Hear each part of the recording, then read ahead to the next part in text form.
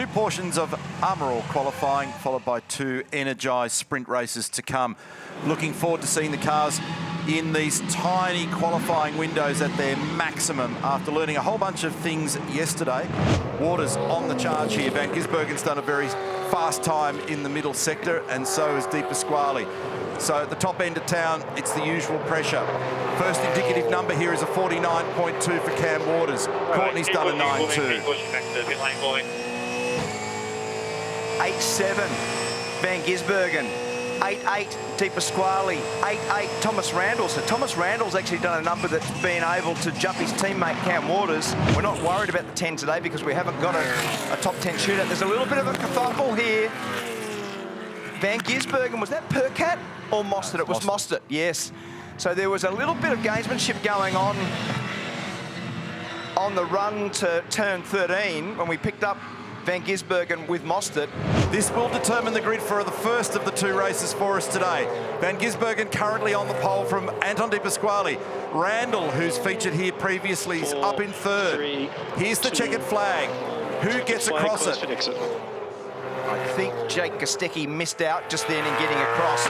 James Courtney now has done the fastest first sector. Van Gisbergen has the margin at the moment of only 5/100ths of a second. Now Courtney to the top on an 8.5. Waters eclipses on an 8.3. So now we've got Tickford cars 1 and 2. It's a Tickford lockout for the moment, but there are plenty more to arrive on the scene.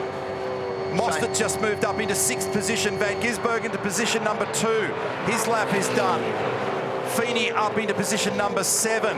Randall, what a performance. Mark and I in stereo. And there's 7/100ths of a second between them. Fantastic performance, Thomas Randall, in the Castrol Racing entry.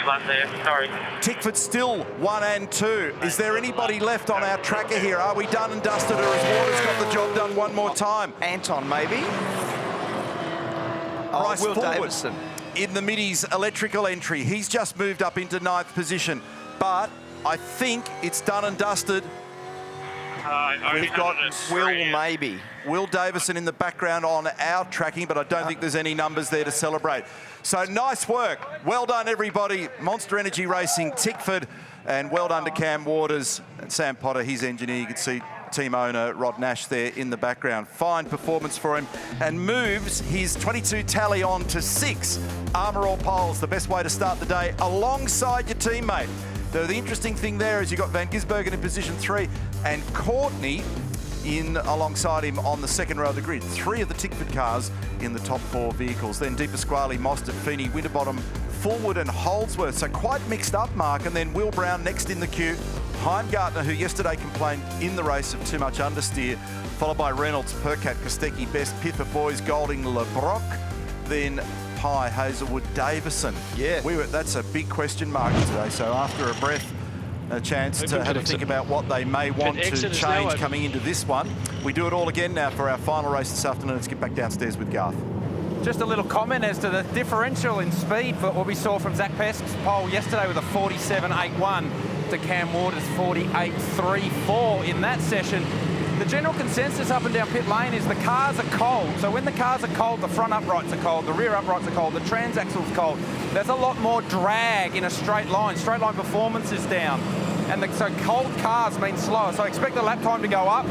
So the guys that have actually improved their... Oh, that looked nasty. That looked like it was going to fire off to the left-hand side. Yeah, I don't think it's permissible to do 200 Ks in the pit lane. Pit lane. It looked like it was headed there, wasn't it? It did look like it was going there for a moment. And Van Gisbergen out of the car. So to the... sorry, Mark. I walked into the BJR truck last night about 7 o'clock, and up and down both sides of the trailer is the entire group.